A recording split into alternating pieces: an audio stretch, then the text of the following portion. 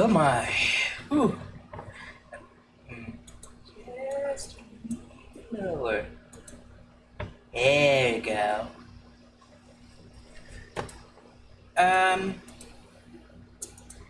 Okay.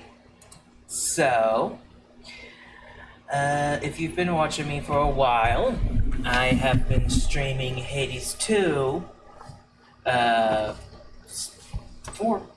weeks, probably close to a month or two by now. But I thought it might be interesting if instead we try something a little different today. Sorry if y'all don't enjoy it as much, but I have always loved the Kingdom Hearts series, and I thought it might be, and I've always had a lot of ideas for it. Like, I've even written some cringy fan fiction about it once long ago, specifically crossovers, because it's just one of those series that's very well built for crossovers, really. If you hear anything in the back, it's probably either my air conditioner or my father. That right there was probably my father. Anyways, so, getting back on track. I've had this interesting idea in my head for a while of a Kingdom Hearts game focused on Kairi, because as we all know, she's kind of been shafted by the series for a long time. And I think the best way to really give her her due is to, of course, give her her own game, instead of just having her as, like, part of someone else's game or some such. And so I made this little, like, PowerPoint, mostly to keep myself on track, because I can go on a lot of tangents and such when talking about stuff, especially stuff I love. And so I haven't even finished it. When it finally gets finished, it will probably be like 50 plus slides. And fun fact, usually I start streaming at 10, as you can see. I didn't start streaming until almost 11, and that's because I was actually adding even more slides to help keep me on track. So, yeah. And really, I've only gotten enough to get through my idea for, like, the first world, which you'll see soon enough. Did think of an interesting combat system, I think, for it. And, what else should I be mentioning before we start?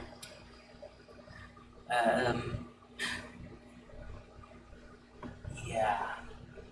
And I think I have a nice idea for some of the things I kind of want to introduce to really make Kairi different from Sora, and not just in terms of, like, just personality, because obviously she has a very different personality from Sora, she seems to be a bit more reserved, whereas Sora tends to be a bit more outgoing. But silence phone, you do not get to speak. Back on track. But also in terms of, like, Sora has his friends who are always with him, Donald and Goofy, and I thought of these two companions, which are mostly original. I say mostly, I'll explain that later, to kind of go with her on her adventures. And really, there's not much else I can think of right now that wouldn't be part of, like, the whole explanation for my sort of game idea for her. So I'm just going to Put this away and go over here to Chrome, and here, I pay for something, you can get it for free. So yeah, here's this, my little PowerPoint presentation for Kingdom Hearts Dawn of Radiance. That's my idea. Oh, I just realized I forgot to put the chat up here. The button was like Shift Plus, I think. There we go. Alright, let's go ahead and make it completely okay because I doubt it will have any effect. Okay, go the other way around. Whatever.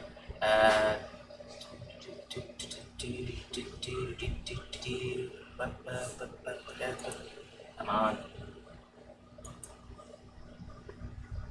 That's not it.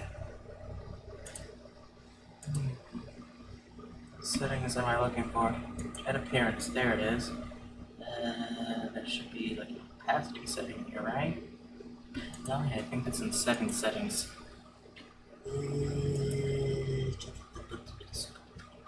Game overlay, there it is. Overlay opacity, 100%.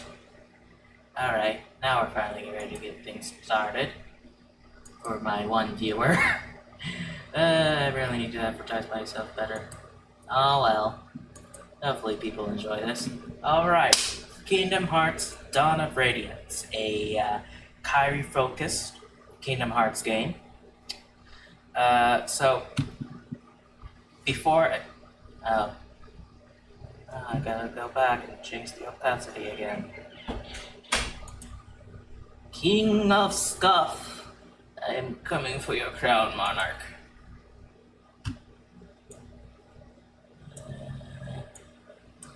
Just a little more. Yeah, I think that's good. Dun. Dun dun dun dun. Okay, so really we're not getting started because I want to go over my love for the Kingdom Hearts series, as you can see. Okay, so Kingdom Hearts, without a doubt, is my favorite game series. Now, now the games within might not necessarily be my favorite game in that series. There might not necessarily. Really need to relearn how to speak sometimes. My favorite game may not necessarily be a Kingdom Hearts game. Honestly, I'm one of those people who really have a hard time just saying, this is my favorite thing. This is my favorite thing when it comes to regards of like just one singular thing. Simply because I'm very scatterbrained, honestly. ADHD and all that.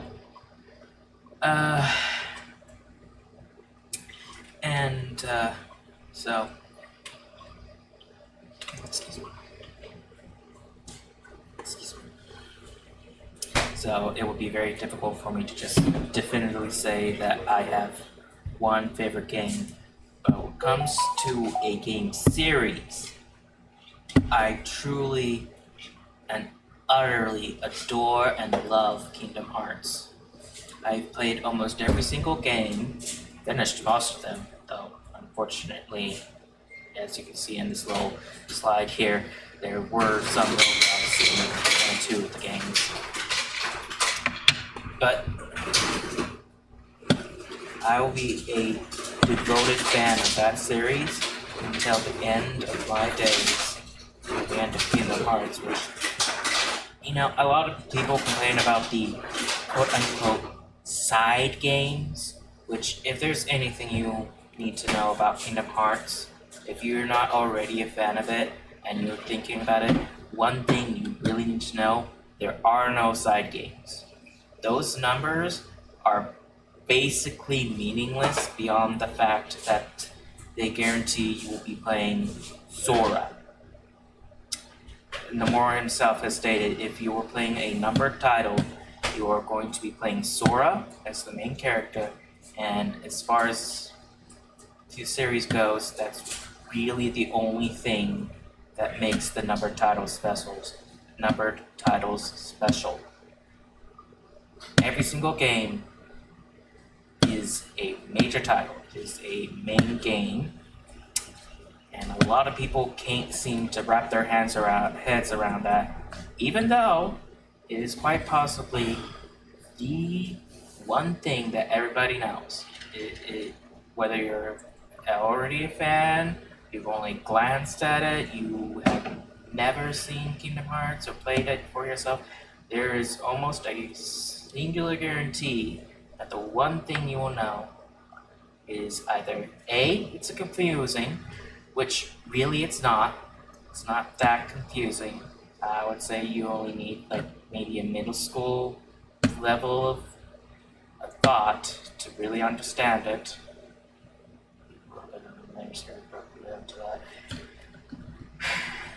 And the other thing you will probably almost certainly know, even if you're not part of the Kingdom Hearts fandom, is that every single game is important and canon, with like one or two exceptions, but those one or two exceptions are like a phone game that never left Japan, and like a browser game to help celebrate 358, I think, which then that one's probably not canon per se, but anyways, I love and adore Kingdom Hearts series, and its gameplay, its story, its characters, all amazing.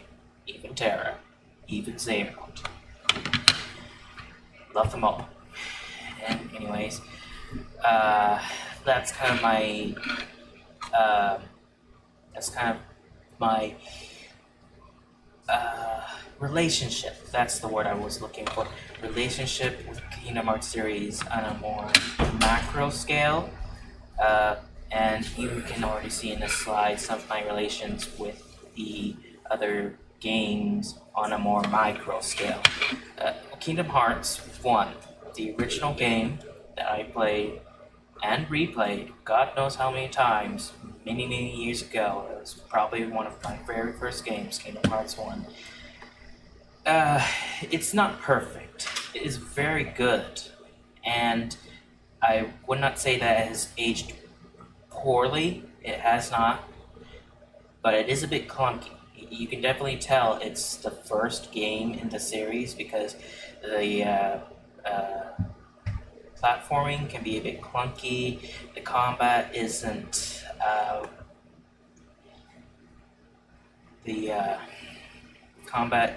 as good as it will be in the rest of the series. But it's a very good game. I would highly advise that any of you who have not already played these games, go and do that. And it's going to be very easy for you now. Going back to the thing about Kingdom Hearts being confusing, part of that comes from the fact that it released on a whole bunch of different systems, from not just Sony, but from Nintendo as well, and having to flip-flop back and forth between various different systems has made the series a bit more difficult to get into. But that is no longer an issue. That's no longer an issue. Again, if you hear something in the background, it's probably my father watching TV. That's no longer an issue with the series because they have released the 1.5, 2.5, 2.8 story so far, all of those collections over and over again. You can find those collections on, I know for a fact, PlayStation 4, because I own them. I'm pretty sure on like the Epic Store, I think it's called. I've never interacted with that one. And pretty soon, you will be able to get them on Steam. And to really show my love for the series, I am planning on buying those compilations on Steam, even though I already own them, just because it will be easier for me to like stream them in the future. when my skills have gotten to the point where I can trust myself to really give this series what it requires, what it should have for me as one of its biggest fans. That's probably a bit too much for me, but stay. Anyways, back on track. Excuse me. Oh, my breakfast only a couple hours ago. Excuse me. Oh, good lord. How y'all doing with me? That's me. Nobody wants to interact. Anyways, Recom. This is one of the few games I never finished. This and like the mobile game. I like mobile, which counting out the systems. Without the mobile, I think it's 6 systems. With it, I think 7. Anyways, the card system is interesting. I wouldn't necessarily want it to come back, but I also wouldn't necessarily be disappointed if it did, especially if it's like more of a side game. Like, not a side game as some people call Recom 358 and such, but more like Melody of Memory, which I'm not sure if I mentioned that in the continuation of this. Yeah, like I said, I got broke. Like it says here, I got roadblocked at the second Larcene fight, I think. And I think it's mostly because I never really learned how the slates work. Never really learned how those work. I think I got confused. It like said, oh, you need to have, it needs to be like equal between 2 values and all of them different cards. And it's like, wait, you can't make, that doesn't map out, right? You can't add like 2, 8, 10 to get 12 or such. That's what I thought it meant by different cards. It never clicked for me that meant like, oh, different types of Keyblade cards or different types of Magic cards. Somehow that just never clicked for me. So I mostly kind of, what's the word? Muscled my way through by just spamming the cards and reloading when needed. So there's that. And then Kingdom Hearts 2, it's very good. One of the best. Overrated. I'm sure that if I had like 100 different Kingdom Hearts fans, I would be getting, in my chat, I would be getting screaming fury by saying that, but Kingdom Hearts 2, well, is definitely a very good game and worthy of its title by most as the best.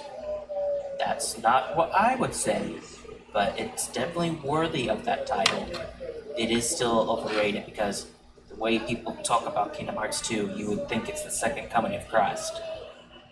It's way too much, and I imagine that a lot of people end up disappointed that it's not blowing their mind, because it's very good. It's not as good as people say. But again, amazing. And I've replayed it more times than I can count. It says it right there. Can't read the thing. And I look forward to eventually replaying it once my skills have improved, and I can like give it a review, because I do want to continue streaming. I also want to do like YouTube videos more akin to what I'm doing right now with this game idea. Then going, this probably isn't in perfect order of release, but I at least attempted to do that, so that's why I'm bouncing back and forth. Kingdom Hearts 358. Amazing story. Loved it, had plenty of nice funny moments. A lot of sad endings, a lot of them. Just that ending. I'm not gonna say it. Well, it is a very old game. Anyway, combat isn't the best.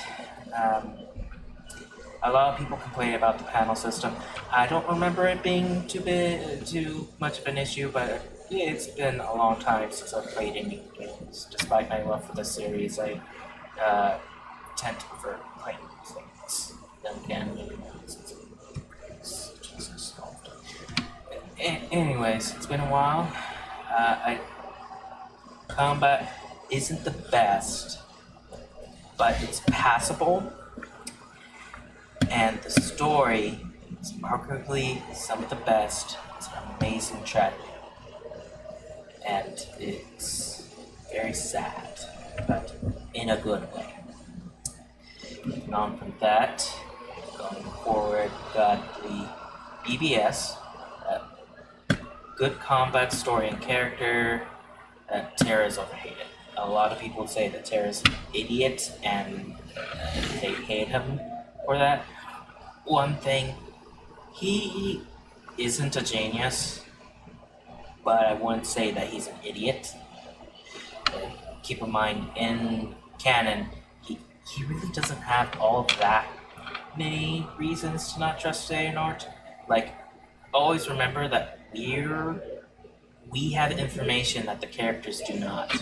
We're the ones who see Xehanort talking to Braig and telling him, "Oh," and basically saying to him, "I took her heart," and just tricked Terra into doing that. Terra was not there to see that. He was not there to hear that.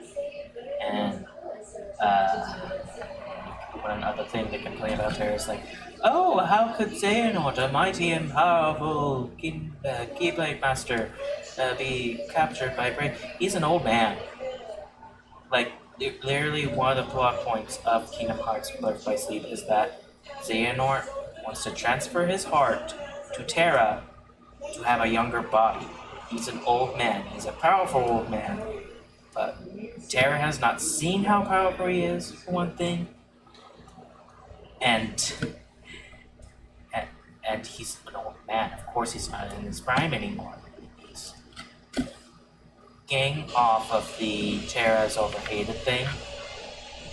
It created the command deck style of combat. Now, anybody with familiarity with Kingdom Hearts will know what that is, but for any of you who watch this now or in the future that don't know, the basic idea is that instead of having your basic attacks and then the magic attacks and summons and all of that in like a separate menu, by the way, there's 1, 2, 3, they all had shortcuts. I didn't use a lot of magic because I didn't know this, but they all have shortcuts, so you can in fact use more than just cure.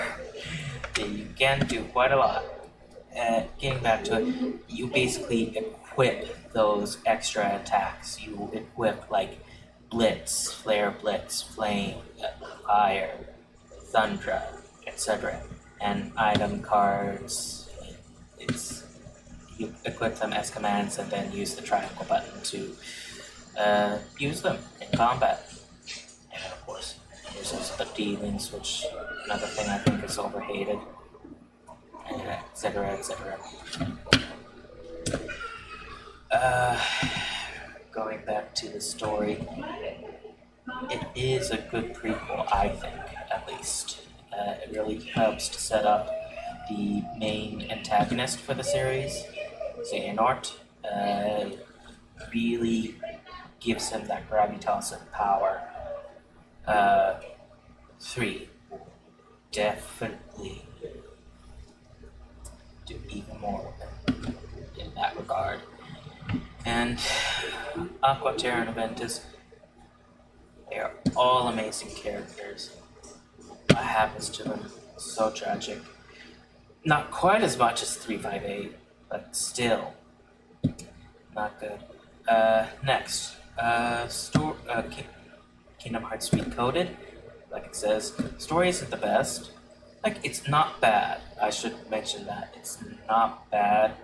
A lot of people give it a lot of flack for being the second revisit to the Kingdom Hearts 1 worlds, and even more so, we're not revisiting all of the worlds.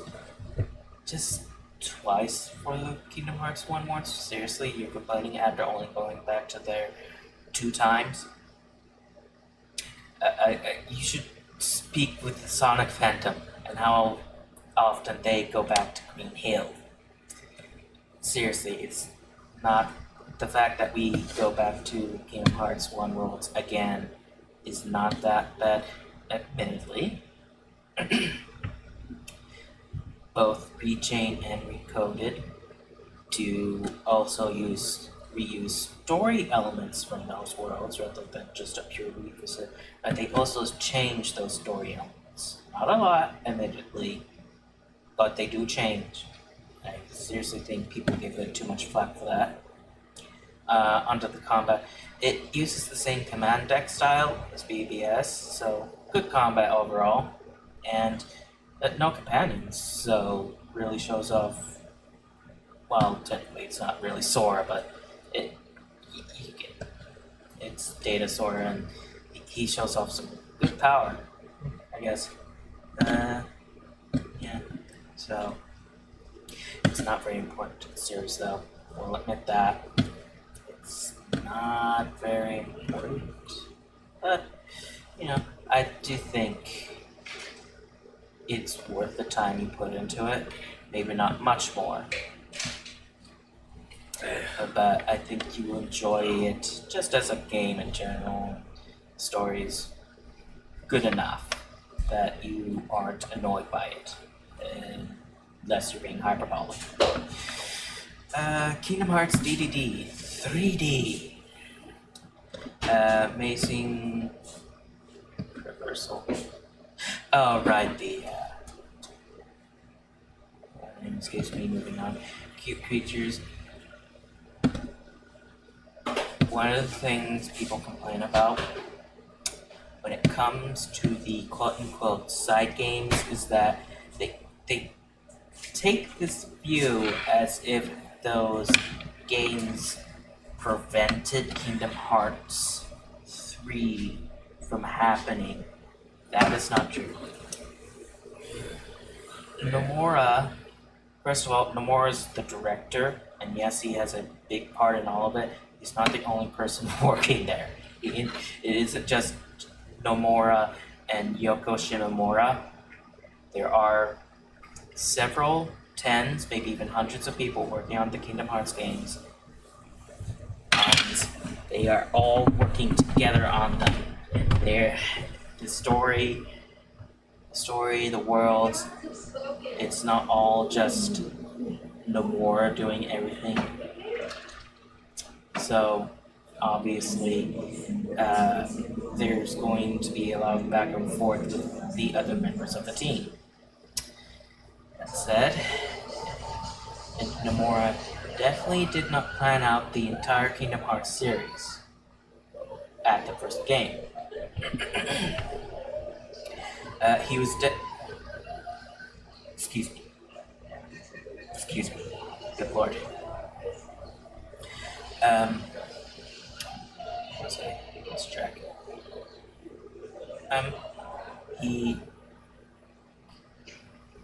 I have no doubt in my mind that by the time he was done with Kingdom Hearts 1, he had the next 2, maybe 3 games planned out, but not the entire series.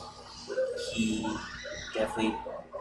probably did not have Kingdom Hearts 3's story figured out, and even if he did, again, he's not the only writer, he's not the only person on the team, so of course it changed a bit, probably a lot. But he wasn't just riding by the seat of his pants, he wasn't just,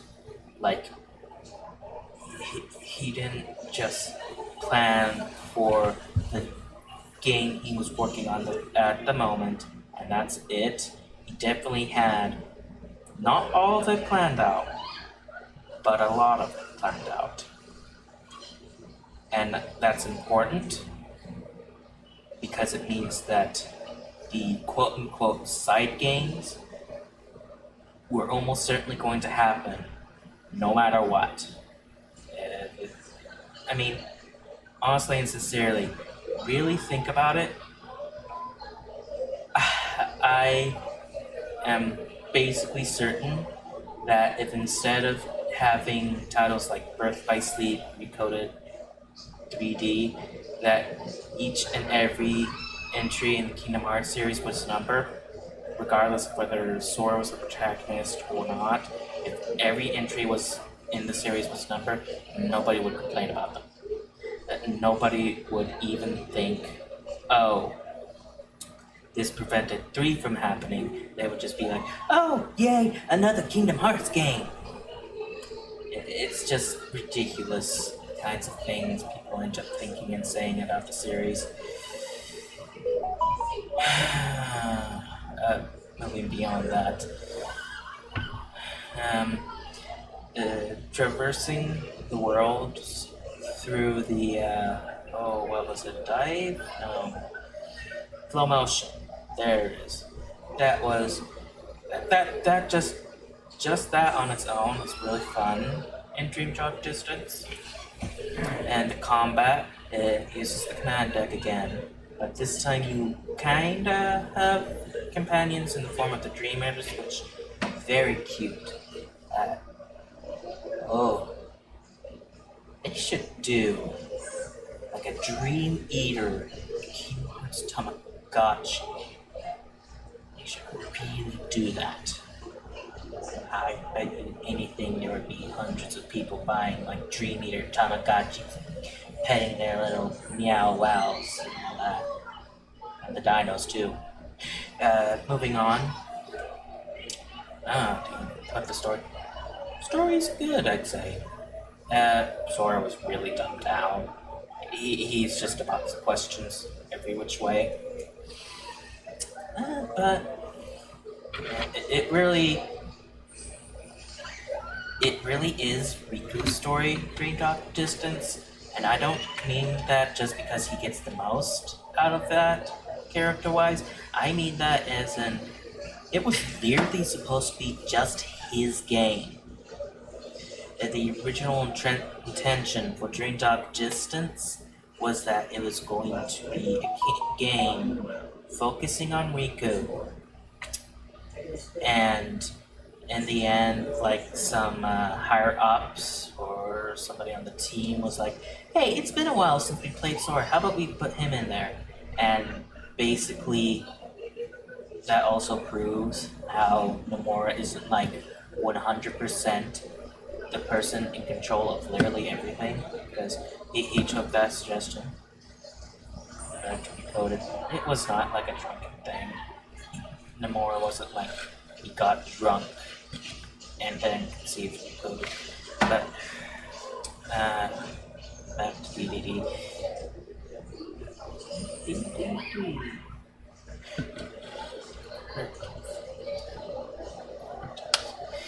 Anyways. Yeah, so it's really Riku's game, Riku's story, and Sora's just a part of it. And it's kind of sad that they had to really dumb Sora down and make his part of the story not inconsequential, but 100% not as important as Riku's, for Riku to have his part of the story. But you know,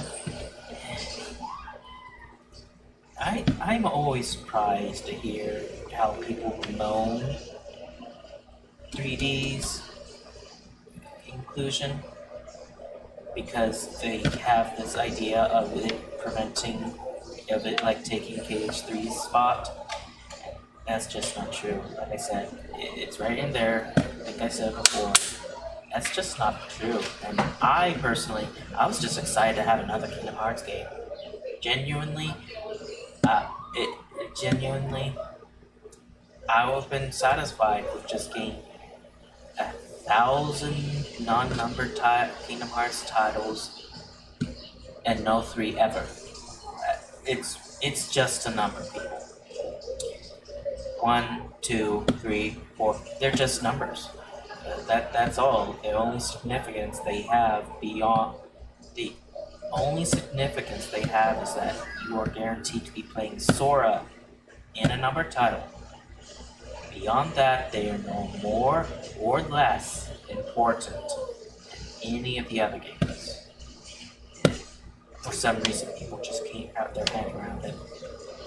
And moving on to Kingdom Hearts 3, amazing. Quite possibly one of my favorites. No joke. People really seem to hate that game, and I just do not understand it. My only conclusion is that they are just entitled. That's it. They are not complaining about the story. They are not complaining about the gameplay. They are complaining about the fact that Nomura did not go into their brains, pick out their Kingdom Hearts 3 fanfiction, and just made that the story. That is what they're complaining about. They're not complaining about it being a bad finale. They're not complaining about Xehanort's change in goal or whatever other BS they say. They're just mad that Nomura didn't get their door down, get their fanfiction, make that the story. That is the only way they would have been satisfied. And part of it is because remember all those Kingdom Hearts 3 memes where the wait was just so long between 2 and 3 that felt like we were going to die of old age before it came out? From those memes, you would assume it was 1 and 2 in like the early to mid 2000s, and then just like 10, 15 years, no Kingdom Hearts games whatsoever. Then 3, that is not what happened. They couldn't be satisfied with Birth by Sleep or Dreamtop Distance because it didn't have a 3 in the title. Therefore, it was just a distraction from 3. Completely oblivious of the fact that that's just not true. That is not what it is. It's so infuriating to see one of my favorite Kingdom Hearts games, possibly one of my favorites. Again, I'm not somebody who can generally just say definitively that one game is my favorite, but this is definitely up there as one of my favorites. And it is just tragic seeing people drag it through the mud for no other reason than because it didn't use their ideas that they didn't share. I'm quite certain that most of them never shared these supposed ideas. Anyways, I'm just gonna get depressed if I keep it up with this. So I'll just end the Kingdom Hearts 3 talk with it is so much better than what people say. It is an amazing finale to the Dark Secret Saga, an amazing end to Kingdom Hearts to Xehanort's story, and it sets up so much for the future of the series for 4, 5, and beyond. And I am happy to have played it. And I really want to spread the love of that game that I have to people. I hate seeing people only spread hate. So, moving on. MOM, I'm pretty sure I almost forgot to even put that on the list. It's a good rhythm game. one thing to know about me, I tend to have very eclectic interests in games. There's really a bunch of different games that I have interests in. Like, this Kingdom Hearts series, of course. I've been talking a lot about it for what feels like an hour now.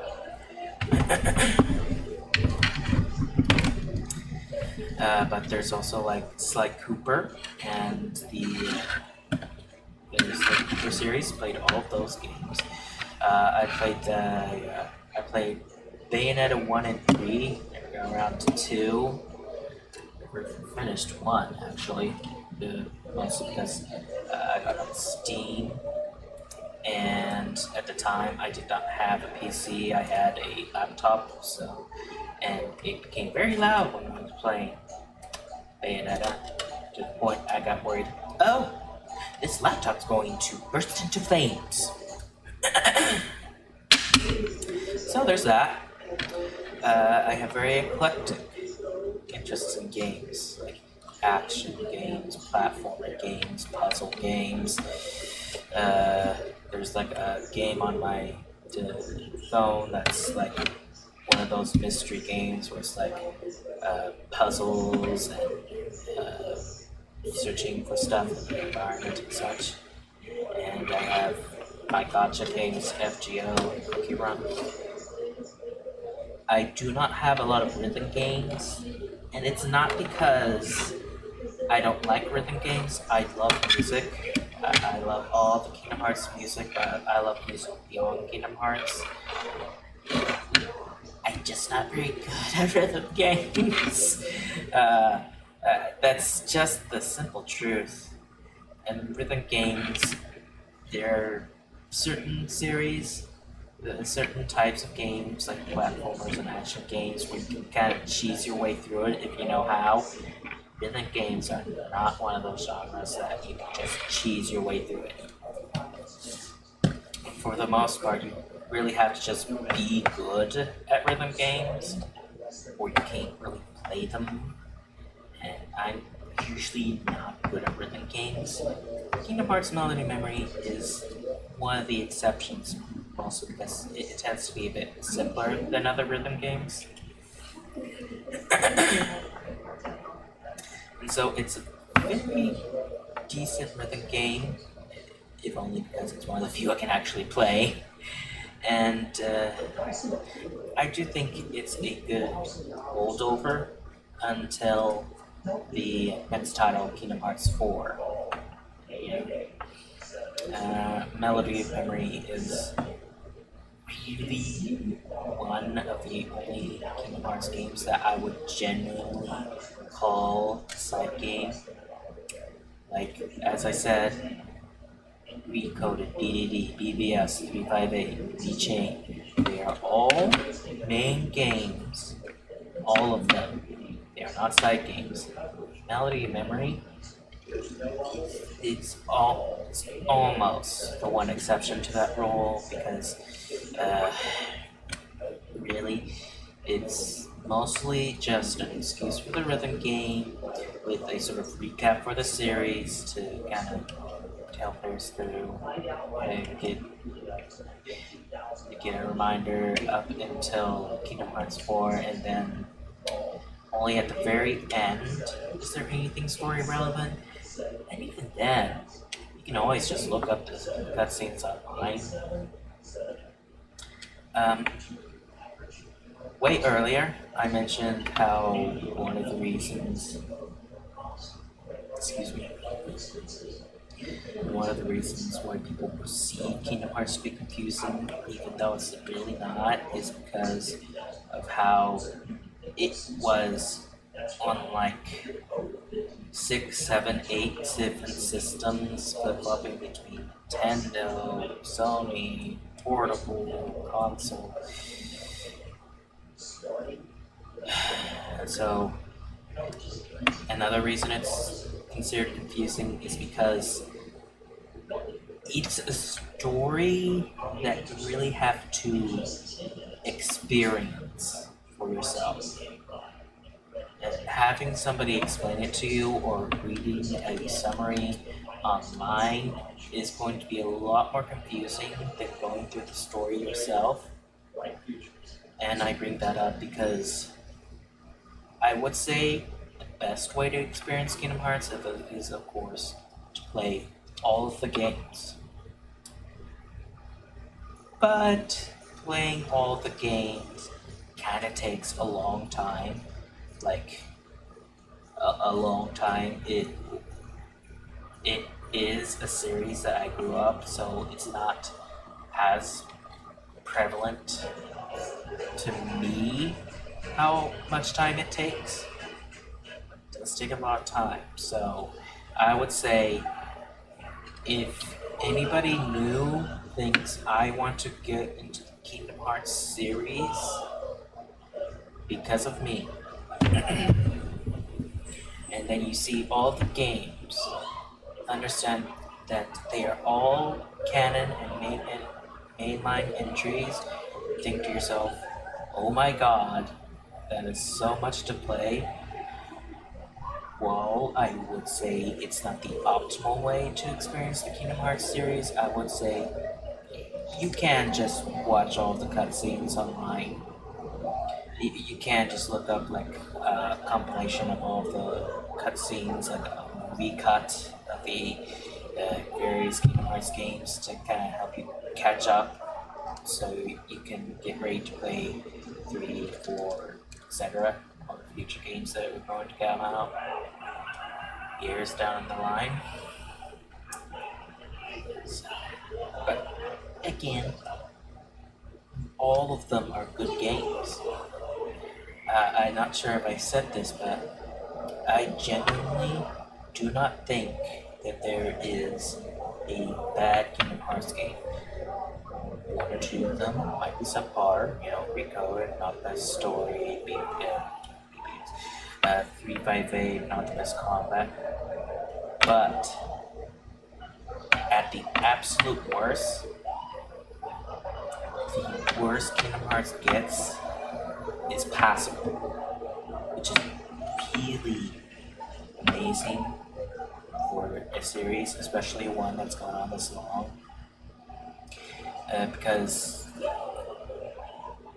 there probably aren't a whole lot of game series, where you can say with such confidence there are no bad entries. Now, of course, there's the mobile title. It was a gacha game, which I said before. I do play some gacha games, and yeah. Honestly, I didn't even perceive it as a gacha game, because when I think gacha, I think, oh, I'm getting the characters, not, oh, I'm getting a fancy medal. But, that's technically not how it's actually supposed to work. So, anyways, with the mobile game, I would 100%. I mean, first of all, you can't even play, Unchained Key anymore. You can't even play it or Dr. I don't think. So you really would have to just look up the cutscenes again. The cutscenes are worth it, I would actually say. So again, no bad entries. Maybe some subpar, but none of bad. So it's kind of my relationship with Kingdom Hearts on a macro and micro scale. And I suppose actually kind of hurting a little, and I'm getting thirsty. So small little break for me to get some water, and then I'll continue on from rambling for what's got to be close to half an hour about my love for this series into the actual meat of this little discussion, we'll call it, for lack of a better term. Okay, little break.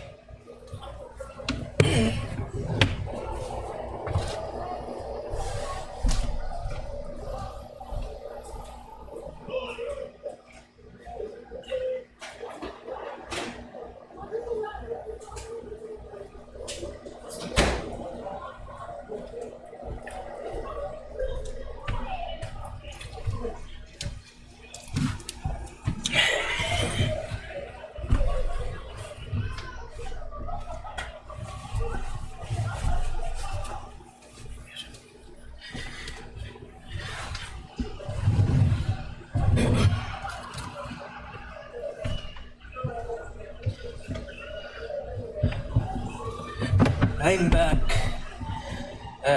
Sorry for that. At least it took about a minute. Okay. Let's finally get into it. See if everything's I've been avoiding this. Okay. So, Kingdom Hearts Dawn of Radiance. The way I would do this Kairi focused game is that it would be happening during the events of Kingdom Hearts 4. A little recap, I suppose I should mention. At the end of Kingdom Hearts 3, Sora did a big no-no. He changed time, and you're really not supposed to change the future. Like, it's just against the rules to time travel and try and change the future. Or I guess it would be change the present. Time travel always complicates things. Like, any story that has time travel is going to get confusing. And that's honestly another reason some people might perceive Kingdom Hearts to be complicated, is that in Dream Drop Distance, which might I add, it was like, depending on how you look at it, the last game before Kingdom Hearts 3's release, but again, depending on how you look at it. So, a really long time before introducing time travel to complicate things, but moving on. Sora did a big no-no, Kingdom Hearts 3, and ended up in the quote-unquote fictional world, which is what we learned in Melody of Memory.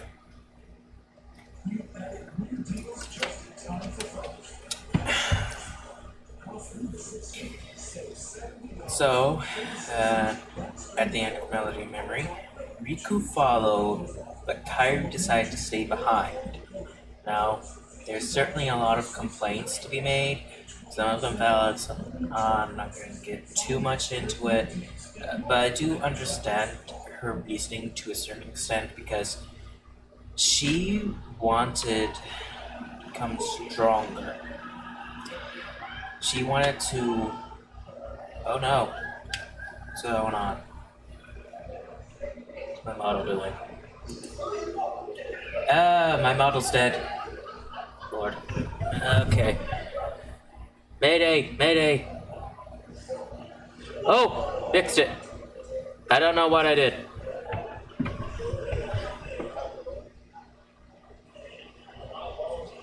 Okay, good. Crisis averted! Anyways, as I was saying,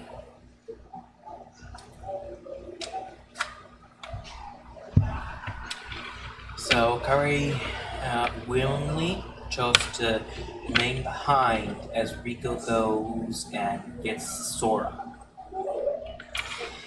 And there can be a bit of time effery in the Kingdom Hearts series, because again, back to DDD, I think it introduced the idea that each world kind of has its own flow of time. So, yeah, so what might be like a couple minutes in one world might be hours in another one, for instance, you know. I imagine they probably introduced that idea. That way, if they wanted to do, like, say, excuse me, they wanted to do, if they wanted to do, like, the third Aladdin movie, the second Mulan movie, and the third Cinderella movie in the same game, they wouldn't have to worry about trying to, like, match up timelines. I imagine that's the main reason it was introduced. But that's actually somewhat important for this idea because it opens the door for the events of Kingdom Hearts 4, where we're following Sora in the fictional worlds for who knows how long. Could be hours, probably will be days, might be weeks or even months. Doubt it will be that long, but could be. And if it isn't, if it turns out to be only a couple of days, well, that's the kind of time-effery with worlds having different flows of time opens up the possibility of a lot of time passing on the original side, the real world side, and very little fictional world side. So, because of that, this game, Kingdom Hearts Dawn of Radiance, would be set 1 to 3 months after Kingdom Hearts 3. Not too much time has passed, but enough time has passed that Kairi has really proved as a Keyblade wielder, has proved her skills, her power and strength, and her abilities, to the point that Aqua, who, might add, at the end of 3, after Remind, the idea that everybody was searching for Sora in various different ways, with Aqua, Terra, and Ventus going into the realm of darkness. The simple fact that in Melody of Memory, Kairi decided to train under Aqua implies that they were either A, already back, or B, were going to be back very soon. So, of course, it probably within hours or day, they were back in the realm of light, ready to help train Kairi, because that's why she wanted to stay behind, to become stronger. So Aqua's actually ready to give Kairi her Mark of Mastery exam. And Kairi does not feel ready. Kairi has never really been on an adventure like Sora, Aqua, Ventus, Roxas, and all the rest have.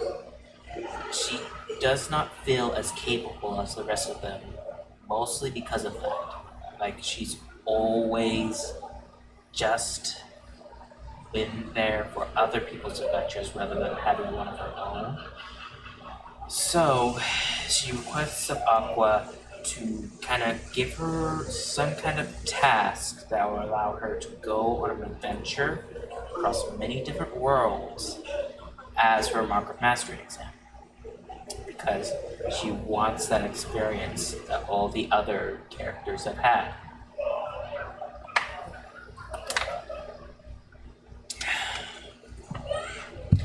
And so, Aqua agrees. She gives Kairi the task of finding the 3 remaining princesses of Heart that have not been found. Now, going back to Kingdom Hearts 3 again, it introduced the idea that the pure lights that kind of represent the power of the Princesses of Heart, the pure lights of the Princesses of Heart, can move to basically move to new vessels, basically move to new princesses. Kairi, to our knowledge, is the only one that kept her pure light. She's the only one who still has her. Well, all the other princesses, Jasmine, Cinderella, Alice, etc., they lost their pure lights, and those pure lights have found new vessels, new princesses of Heart. We already know 4 of them. Kairi, as I already mentioned, Elsa and Anna from the Frozen World, which only known instance of 2 princesses in one world, and Rapunzel from the Kingdom of Shall Not Be Named. know why. And so, Kairi's task is to find the 3 remaining princesses as her mark of mastery. Now, one interesting thing I thought to do here is, instead of having the tutorials given to us in a bunch of screens, I mean, it would still be in a bunch of, like, tutorial screens and such, same as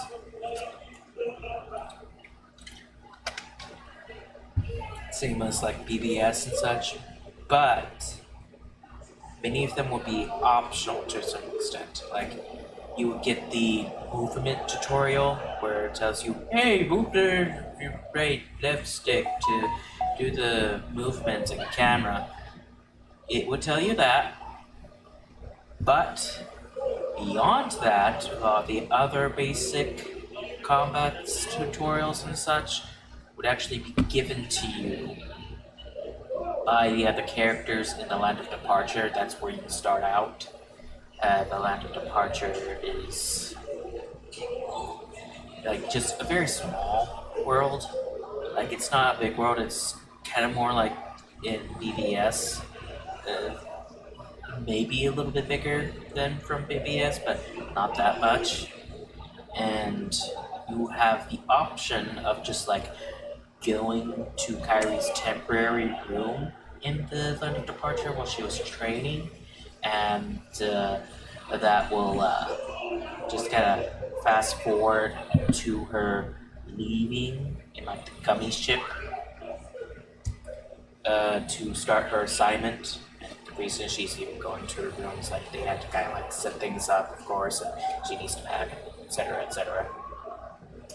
Or you can like go outside and talk to Terra, who will give you the basic combat tutorial.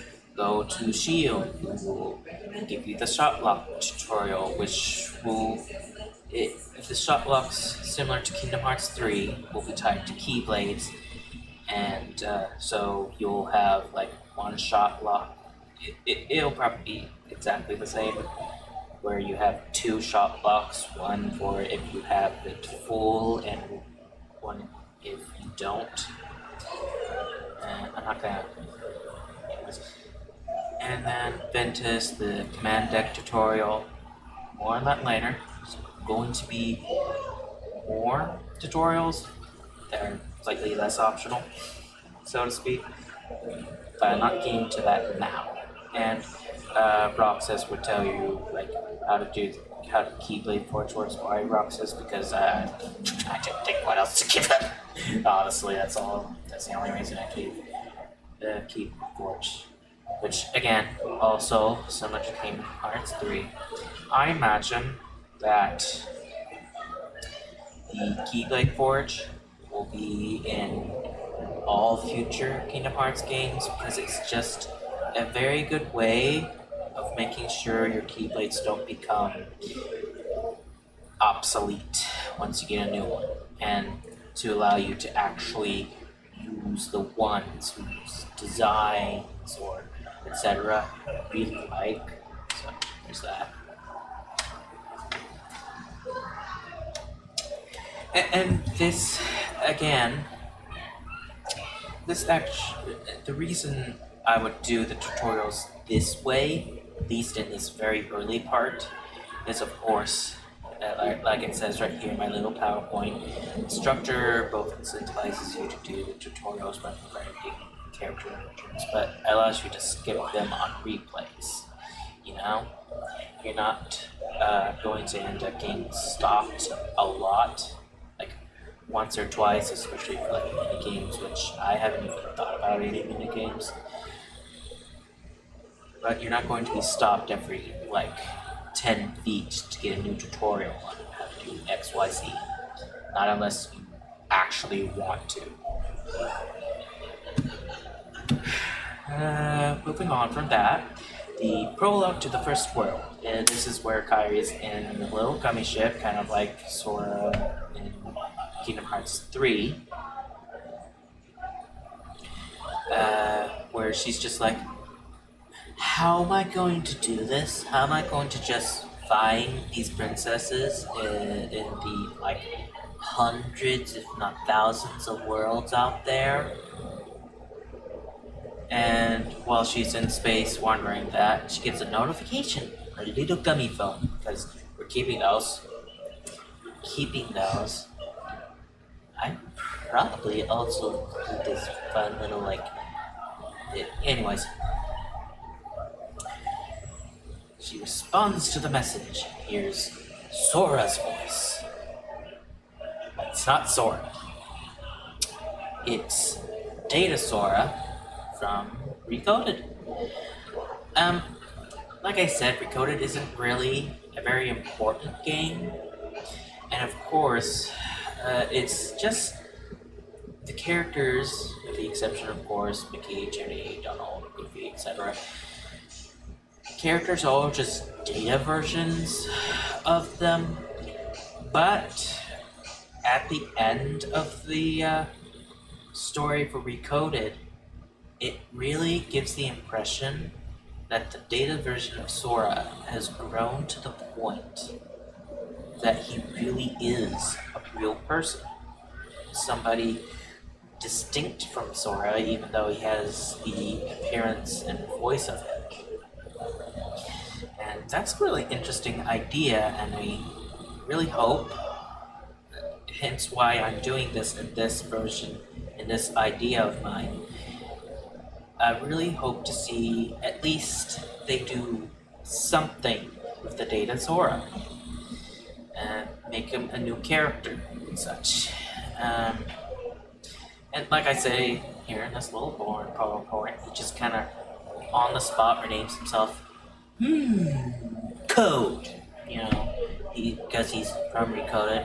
He of course doesn't know that in canon, of course, but it's like, oh, I'm made of code. I'll just go by Code, so you don't have to get confused between me and the Sora in the real world. And so he ends up saying like smart things, basically. He says some smart things like, oh, I downloaded all of Jiminy's future journals, so I know all the events of Kingdom Hearts 2 and 3, and I even have the data from like some personal entries from Terra, Ventus, etc. So I just downloaded all those into my brain, into his brain. So I just know all that stuff. And he tells Kairi how Sora was able to get to like Olympus by just following his heart. Because of course, it's Kingdom Hearts, of course that's how you get to where you need to go. And so she just points her keyblade and opens a portal, just like in Kingdom Hearts 3. This was also, like it says right here, start a sort of running gag where every time Code says something smart, everybody's just like, oh, you're definitely not Sora. Because, like, he was really dumbed down in 3D. In Kingdom Hearts 3, he got back his snark and some of his intelligence. He's still not a genius. He doesn't know anything about computers. He really said, I don't computer. So, like, anytime Code says something really smart or that involves him saying something very technological and, like, hacking the system and all that such, everyone just goes like, you're definitely not Sora. So, that's just a really fun running gag. I would probably introduce every 2 or 3 worlds. So, 2 or 3 worlds has tech. Or it could be introduced, which there's that. Okay, so first world, it's not a Disney world, and it's not like any of the worlds of the previous princesses or the future princesses. It's Radiant Garden, and the reason for that is very simple. It's because that's Kairi's home world. I mean, her true home is Destiny Islands, because that's where she was raised. And side point,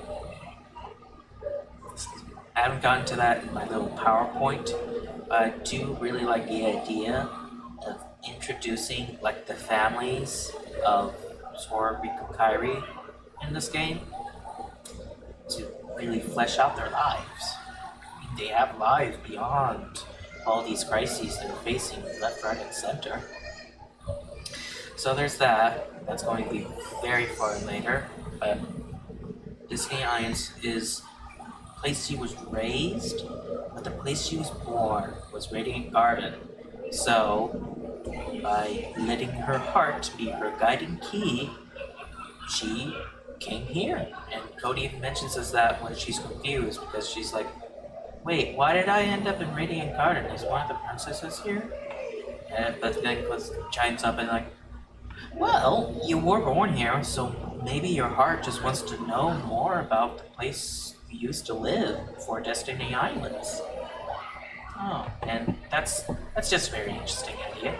And she thinks, okay, that's probably one of the reasons. But you know what? There is a super smart guy. Ansem, the wise, lives here, and he had the princesses' names as his password. Maybe Coke could even chime up and like, well, that doesn't make any sense. What order were their names? Did they use numbers or all letters? And, like, Kairi has to like stop him.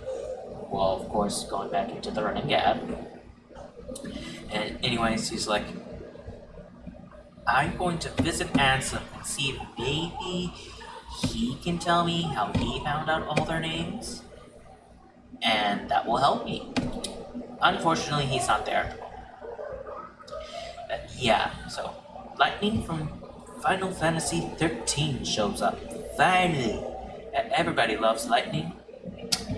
And of course, she needs to get introduced in some kind of Kingdom Hearts game, because of course it's supposed to be Final Fantasy and Disney. More in the future, who knows? But of course, so yeah, Lightning comes in and she's a resident of Radiant Garden, similar to many of the other Final Fantasy characters like Squall, Leon, etc. And she's the captain of the Radiant Gardens. Basically, after Radiant Garden was finally restored to how it was before it fell to darkness, the Restoration Committee kind of realized, well, we're not really a restoration committee anymore, so I guess we need to rename ourselves. And so they just went with Radiant Guardians, because, you know, Radiant Garden, Radiant Guardians, you know, nice little synergy there, I think. Oh. And of course, Lightning's the one who tells her, yeah, Ansem's out at the moment. He's researching something or other. I was really paying attention all that much. All I just knew is now I've got more work to do. Because she has to she and the other committee members have to kind of run the city while he's gone gallivanting, doing science or whatnot. And he probably won't be back for a while because, well, he only just left. So obviously it's going to be several hours or even days. So, she just decides, oh, you know what? Merlin's here too. You know, he still lives here. I can show you to him. And so they go to Merlin's house. Hey, first word, Radiant Garden.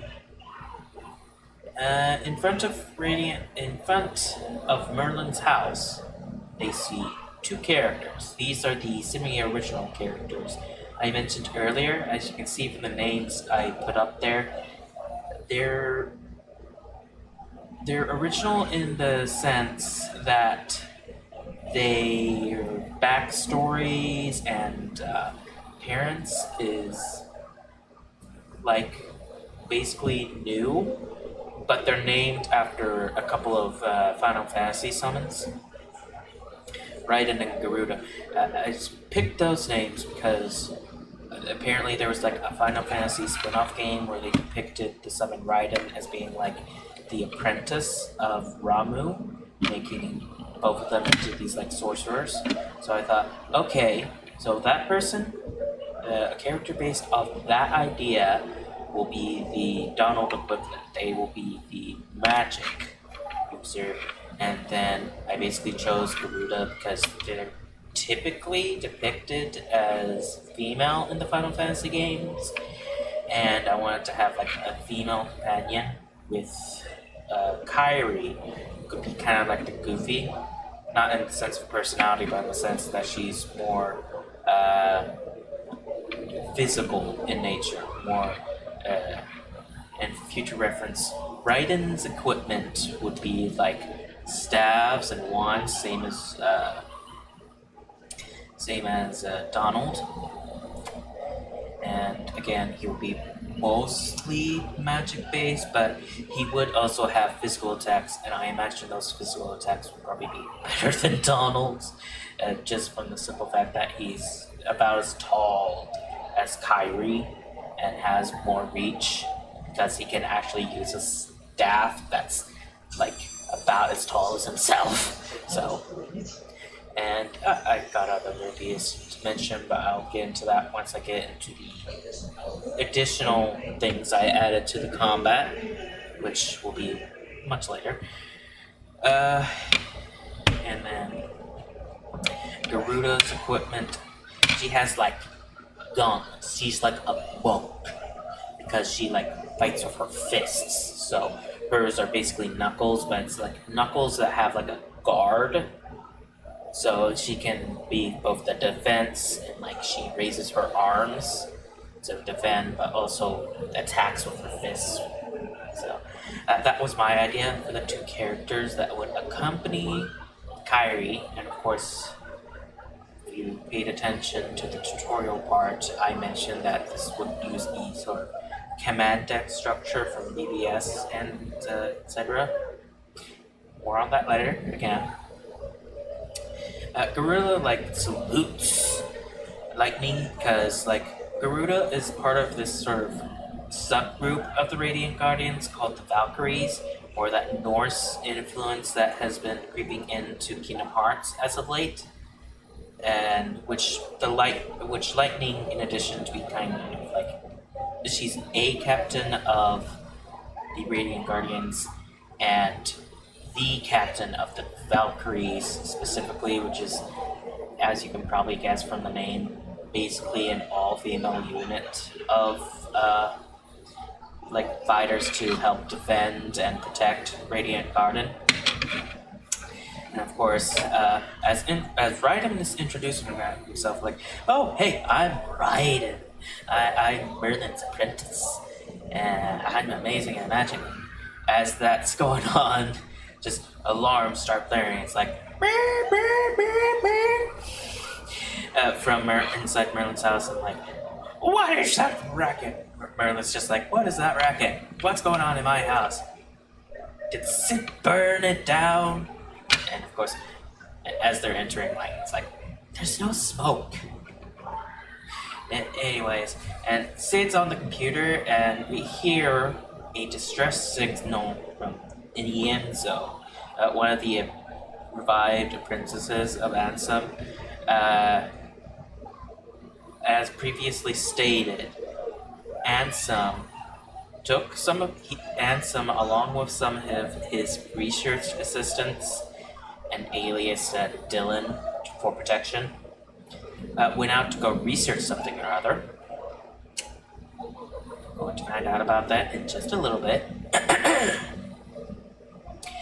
And anyways, whew, goodness. And anyways, and now they're under attack from Heartless. And before anything else can happen, Garuda's just immediately booking it to Ansem because she's just a little bit impulsive. She books it to Ansem because he's in danger and needs help. So I guess I should probably describe the personalities of Raiden and Garuda. I didn't make a separate slide for it. I'll describe them in a little bit. Because I did. Okay. Anyways, she like books a dance before like we can stop her. And Raiden tries to go too, but Merlin is able to stop him. But then Kairi comes up to them and is like, hey, they need help fast. And y'all need to like get people prepared for the worst case scenario before heading out there. How about me, Kairi, Raiden, and Garuda just go ahead and go out there first to make sure nothing happens while you're getting ready. You know? Because like I said, they have to like gather personnel and prepare said personnel. So there's that. And like they reluctantly agreed because it's like this is a dire situation. Like it's not world ending. Alias and Dylan might be enough, but might also not be enough to protect them. So they reluctantly agree. And so Raiden and Kairi catch up to Garuda before heading to Villain's Veil. That's like that last room in Kingdom Hearts 2 in the Alabastion Radiant Guardian world. I could have sworn it was called like the Dark Maw or something. I renamed it the Dark Maw, as you'll see in a couple slides, because that's Villain's Veil. He's not a bad name. Dark Maw is cooler. So, anyways, it's basically that cliff looking over like that ruined shell of a castle Maleficent was using as her temporary base during Kingdom Hearts 2. Well, in this game, she is still using it, at least for now. Anyways, more details on the combat system. So, as I was saying before, this uses the command deck structure of BDS recoded DDD, but this time the character you're playing as, Kairi, is not alone. Now, of course, DDD also had companions, but they were the Dream Eaters, and they didn't like have a command deck. They kind of just did whatever attacks they did, and occasionally help out with like those like super moves, super states. Oh no. 1, 2, 3.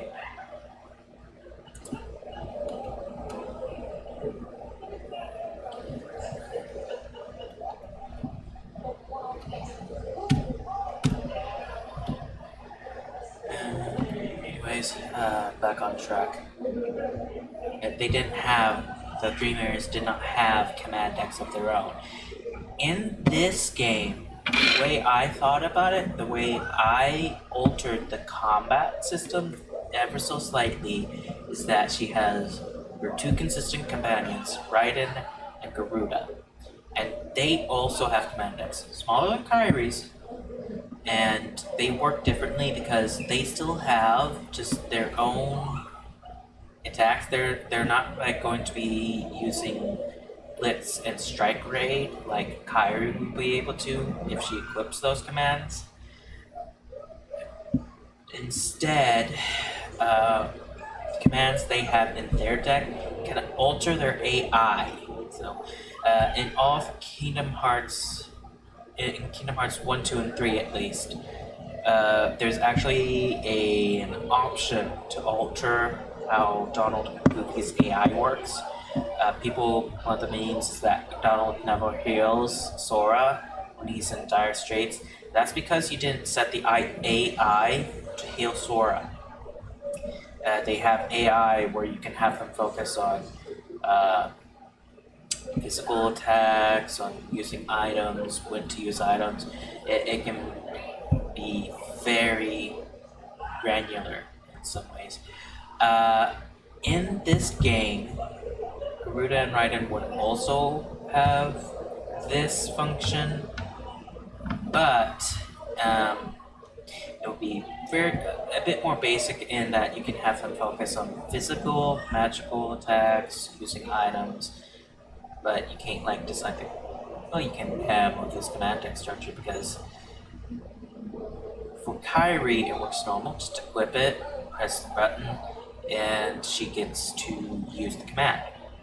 And as I put here, there's basically 3 decks per character.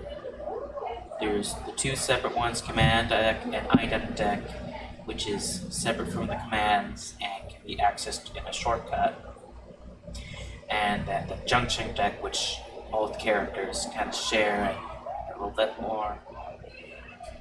And the way that her companions' AI will be altered is, let's say, for example, you put an attack command in Garuda's command deck that's more focused on speed, like the blitz command, that her AI will interpret as, oh, I need to focus on attacking faster. Whereas if you put an attack command that's a bit slower but stronger, oh, the AI will go, oh, I need to do fast, I need to do slow, heavy attacks. And then if you were to put, say, a fire command in her deck, then the AI would interpret that as, oh, I need to use more fire attacks. You know, that's kind of how command decks would work for Garuda and Raiden. And I thought that was an interesting idea. It would allow you to really fine-tune your companion's actions in a way that would allow you to it just fine-tunes the commands, and like even the order of the commands would likely affect the AI. Or say if you have like fire attack, it will go, need to focus on fire. My second choice to focus on is more fire, and occasionally I need to attack physically. One of the interesting ideas I actually had is that in addition to being able to use actual magic, like to fire off fireballs, blizzards, thunder, one interesting idea I had is that they can also use their physical attacks with that, like specifically Garuda and Raiden. But that's just an idea, and of course this whole thing is really just an idea. It's a really interesting idea that I like, but not like it's going to happen. But can dream. And then, before getting into the junction deck, one of the reasons I wanted to separate commands like Cure and Fire and Blitz to the command deck, and then have items be a separate deck is, well, one, of course, is the fact that it's more similar to like 1, 2, 3, where you just have more options. Another interesting I had for the item deck specifically is to actually have like attack items, like the bomb fragments from various Final Fantasy games, where you can actually use fire spells. You use items for a fire spell, which is a very interesting idea that really opens up how combat could work, because then you could say have a Fyra command, or Fyraga, or Fyraja, maybe go that far high into the system that you have access to, but it's on a recharge. And then you can also have like a fire spell that you can spam like 5-6 times, but you have a limited amount of them.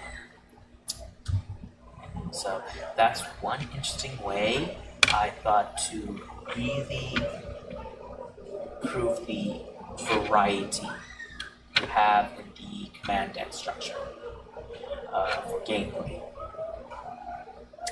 So there's that. And, now, going into the junction deck, the way I see it is that every character would have a gauge called the junction gauge, and various attacks would fill up the junction gauge, like your shot blocks would fill it up a lot, your magic would fill it up somewhat, etc., etc. And then the junction gauge would lead into the junction deck, which is team attacks. Like, it's you teaming up with one or both of your companions to perform a special powerful attack, kind of like in Kingdom Hearts 2. And similar to how you would access the item deck with a shortcut, you would actually exit the junction deck with a different shortcut. I think that would be the easiest way to do it, and then you would have the junction deck be two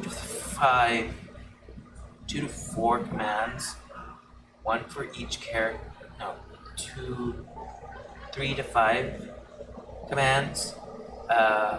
One for Raiden, one for Garuda, and 2, depending on the world, you could have an additional 2, kind of like in Kingdom Hearts 3, where you can have up to 5 party members instead of 3. In certain worlds, you can also have 5 party members, where you also have access to the junctions for various Disney characters and everybody else.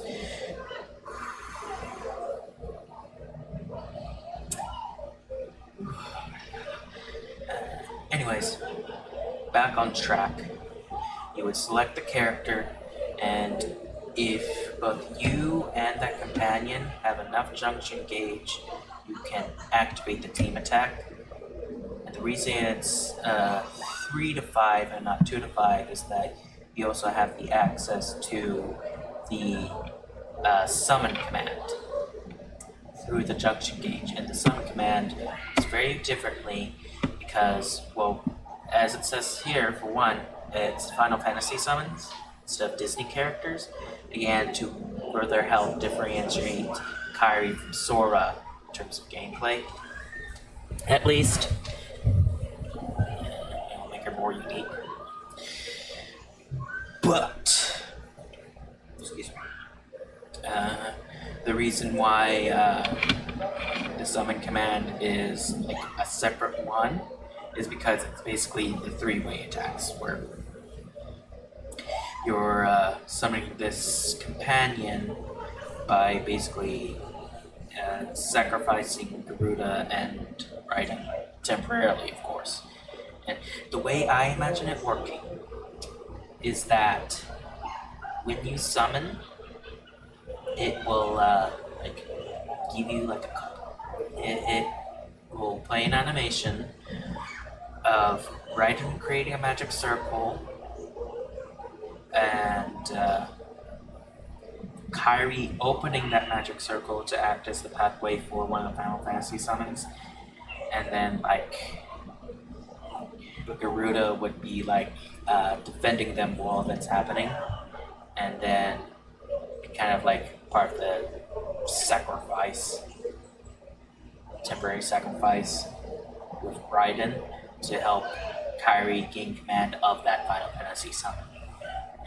It would of course have the basics of Ifrit, Shiva, Ramu, and definitely Bahamut, since Bahamut was planned for Kingdom Hearts 1, but never got to see.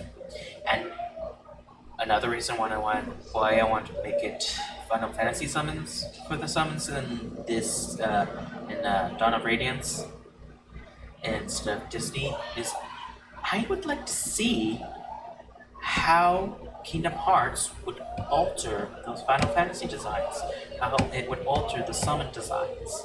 I really hope that one day we can see like Kingdom Heartsified versions of the Final Fantasy summons, because that would just be very interesting in my opinion. But anyways, and like I said, certain worlds would have additional party members, more similar to Kingdom Hearts 3, where instead of having to replace either Donald or Goofy with them, they would just be part of your party. But their command and junction decks are locked. Like, you cannot alter how their decks work. You can still change their item decks and to give them like potions and such, but they're not going. But I imagine they probably wouldn't end up using like more attack-oriented items, so it'd be basically useless to put them on there. And so there's that. So finally, moving on from the combat system, Kairi's team reaches Ansem, where again Alias and Dylan are defending them from the Heartless. They're doing okay. Nobody's severely hurt, but they definitely need help. So Kairi's team defeats the Heartless, and he basically shows her Villain's Veil, which is now protected by this magic barrier that looks like a massive cage of darkness. And it's obviously, I think, obviously it will be Maleficent herself who created this barrier. For what reason, we do not know yet.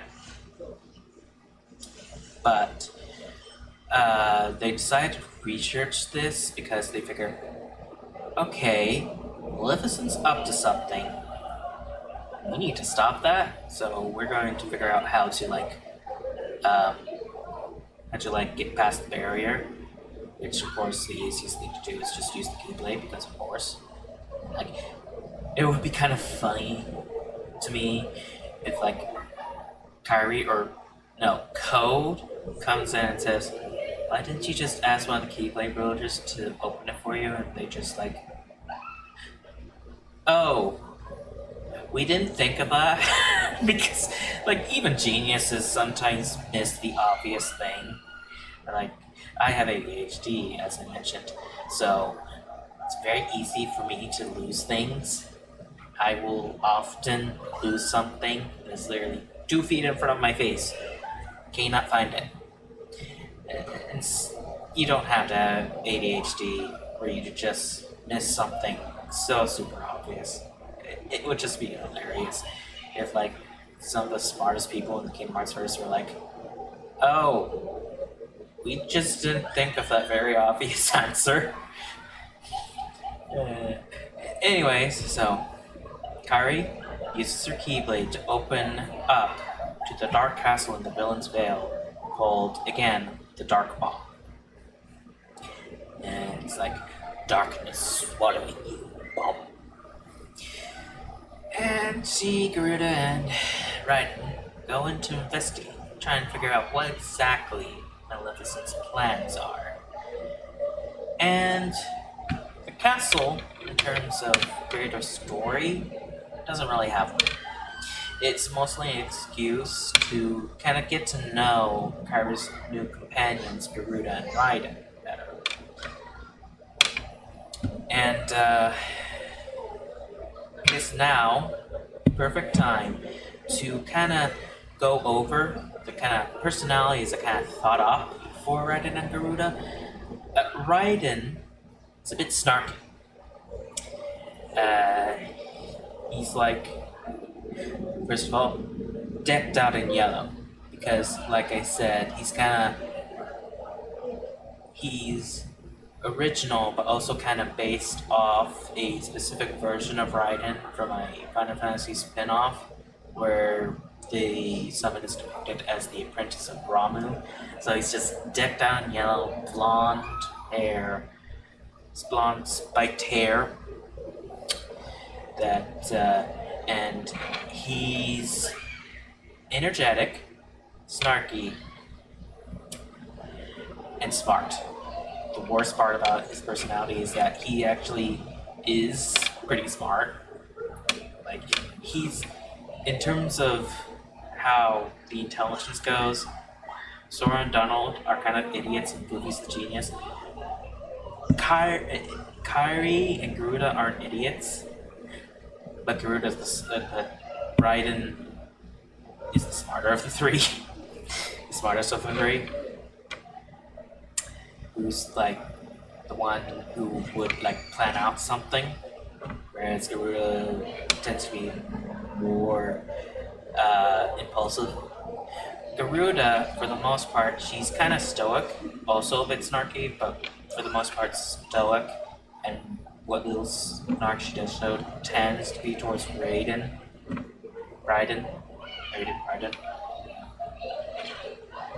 Where they kind of have this dynamic of bickering a bit. Like, they're still friends, but they bicker. The best comparison I can think of is kind of like a calmer version of Sanji and Zoro, One Piece. Like, definitely not that volatile, but still they snark on each other all the time. And like Kairi's the one who's the mom of the group who's like, hey, you just stop fighting. Just stop fighting already. Anyways, and like we learned our backstories, which very basic, like Garuda joined the Radiant Gardens just because she wanted to be strong and to protect Radiant Garden, and also because she looked up to Lightning, and eventually became one of the Valkyries alongside her. And Raiden, he's just a magic student of Merlin's. He wants to become a really great sorcerer, and so he just decided to learn for the best sorcerer in Radiant Garden. And that's their very basic backstories, can be expanded on later. But that's it for now. So Maleficent would be the very first boss of the game. She would be the boss of the Radiant Garden world, the first boss of the game, after you get through all of the chambers, rooms of the Dark Maw, solve puzzles, do a bit of platforming, fight a bunch of Heartless. And she would also be the main antagonist of Kingdom Hearts Dawn of Radiance. The reason I'm doing that is because as the Kingdom Hearts games have gone on, she's really fallen to the wayside. She used to be the big bad of Kingdom Hearts 1 before getting shafted by Seeker of Darkness and some Seeker of Darkness, who took that position as main baddie from her. And then ever since then, she's slowly kind of lost relevance within the series, even though we keep bringing her back. And so this Kairi-focused game would have her as the main antagonist, kind of responsible for most, if not all, of the negative events in the game. But, yeah. And that would help her to get more prominence. And this part is just off the cuff, but I think a good idea for the reason she put up that dark barrier is to like prepare to like launch an assault against the foretellers, I think they were. Yeah, foretellers that we saw at the end of Kingdom Hearts 3, the ones that came back. Like, she's making preparations to attack them so she can finally get that book that she's been looking for since Recoded. Yeah, that's her main goal. I've decided that's her main goal, and the reason she put up that dark barrier is to just give herself and Pete some privacy so she can prepare for that. So, yeah, that was kind of off the cuff, but I really like that idea that I just thought up. So there's that. And then of course, Kairi, Raiden, and Garuda beat Maleficent. Like they just defeat her in battle. Like not kill her. She and Pete escape, of course, through the corridors of darkness. But they do beat her. First world finale. After getting out of the castle, she runs to dance and finally asks him, "Hey, how did you learn the names of the princesses?" And he's just like, "Oh, Mickey told me." And Kairi's at first like, "Oh, dang it, I don't have the... I can't call him Mickey, he's on a mission." Even if I could. But then he notes, well, she is a princess of heart. But, she has a better chance of finding them than anybody else. That's probably why she was given the task in the first place by Aqua. She has the best chance. And of course, the reason why they need to find the princesses is, of course, so they can protect them should anything else come up. So that's obviously the reason. And it's at this point that Lightning comes in. Finally arrives with some of her forces, like the other Valkyries and Berlin and such, and so he's like, "Oh, you three make a good team. Okay, Garuda, Raiden, you're going with Kairi. Keep her safe, work together, improve, grow stronger." And Kairi wants to refuse her, because, this is supposed to be her journey. She's supposed to do this all alone. And so, as her test, Lightning's not taking no for an answer. She's just like, why should you care? And, sometimes people just need help at their tests and such. Raiden will be like, "Isn't that cheating?" And so he's just like, nah, just think about it. She just kind of forces them into it until Garuda eventually finally pipes up and is like, "Well, Sora always went with Donald and Goofy on his adventures, so he gained a lot of experience with that. And, I'm sure this is kind of a test for you, but at the same time, you did say you kind of wanted to experience the same kind of adventure that Sora, Riku, and the rest had. So yeah, just take them along." I don't think she's going to take no for an answer, Kairi. Just take them along. And so they kind of end with just fade to black as Kairi just begrudgingly accepts having her two new companions with her. And as we fade to black, we fade back into Maleficent and Pete, the Borders of Darkness, not just bemoaning how they were recently defeated by Kairi and her friends now, but how they've really fallen, kind of lampshading what I said earlier, that Maleficent has really fallen from grace, at least in comparison from her debut in Kingdom Hearts 1. And they're almost they're kind of at their lowest point at this point.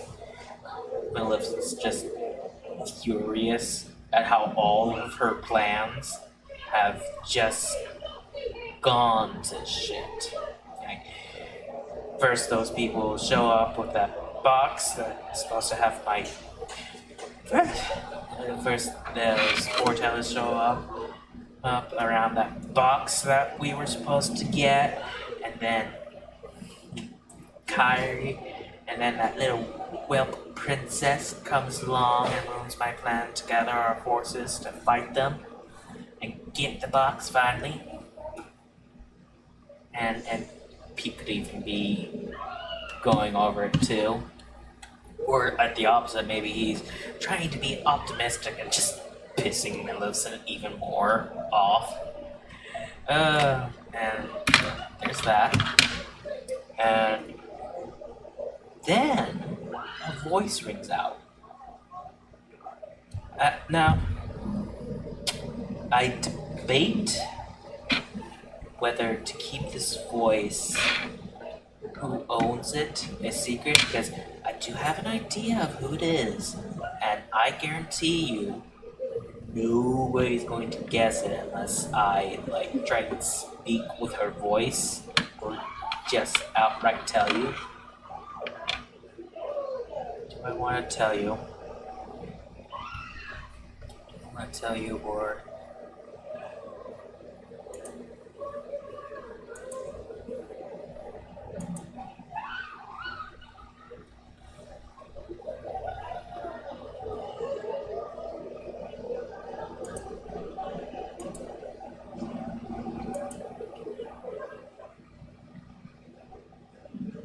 oh no. Okay, so what's that? Oh no.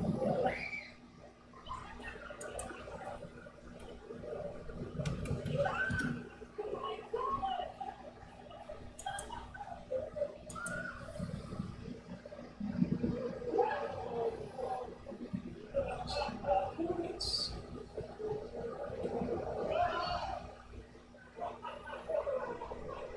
oh no. There's nobody here. Dang it. Maybe this experiment isn't working out too well for me. Or maybe it's just because I was so late.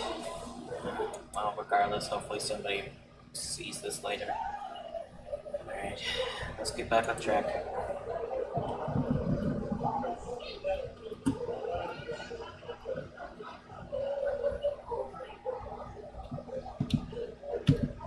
Oops.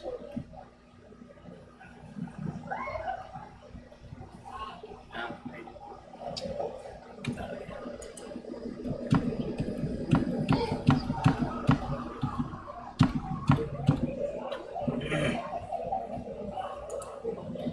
As I'm going through this so many times, I'm debating. If there were people in my chat, I would ask you whether you want me to just tell you now, or if you want it to be a bit of a surprise later, because this is... But since there's nobody there, you're just gonna have to wait to know. Yeah. Anyways, said bit voice mentions that she's a big fan of mine since been following her work for quite some time. And she opens up a new corridor, basically telling her, hey, come into my home. I want to help you out. I think it's a great opportunity for me to work with you.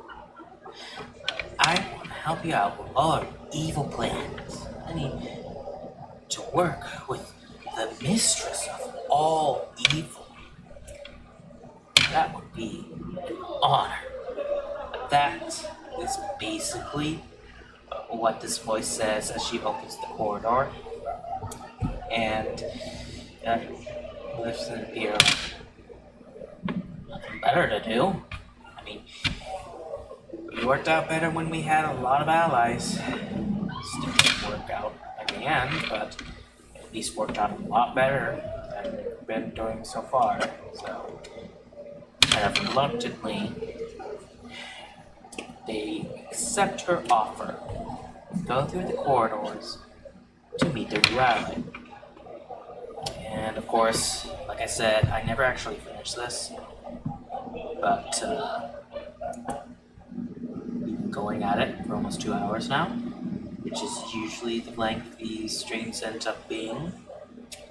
So, yeah, I think I'm just going to basically end it there for the moment.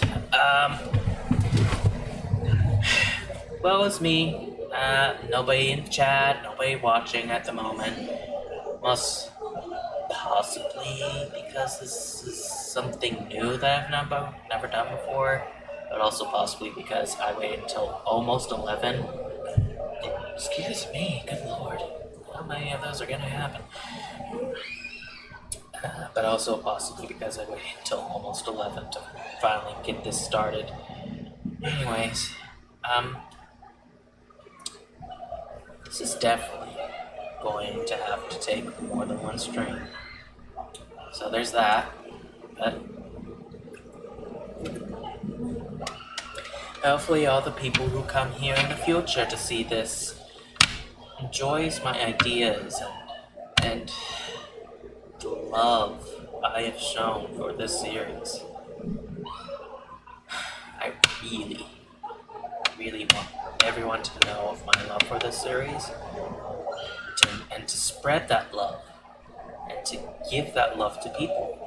That's why I want to do this in its entirety. Not just my love for the Kingdom Hearts series, but for games in general. That is why I want to do streaming. I want to do like YouTube as well, to just spread that love.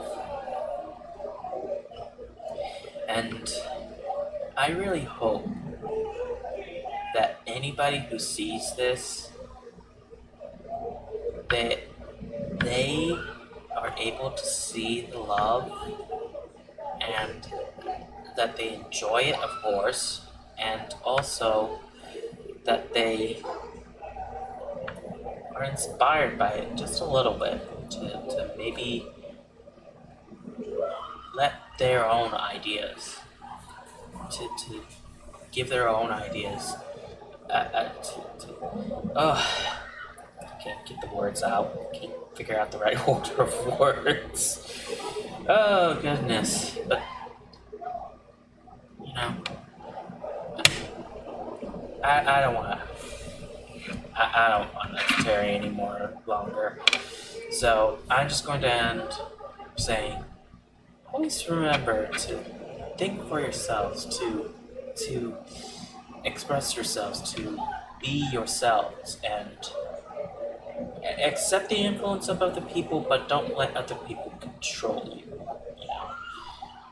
And I hope you have a good day, great life, and play some games you love. Share your love for anything and everything with everyone. Don't let hate. Don't share your hate. Share your love. You know, because that's what has real value. Your love has so much more value than your hate for anything. So just always remember that. Well, anyways. Thanks, Ray. Bye.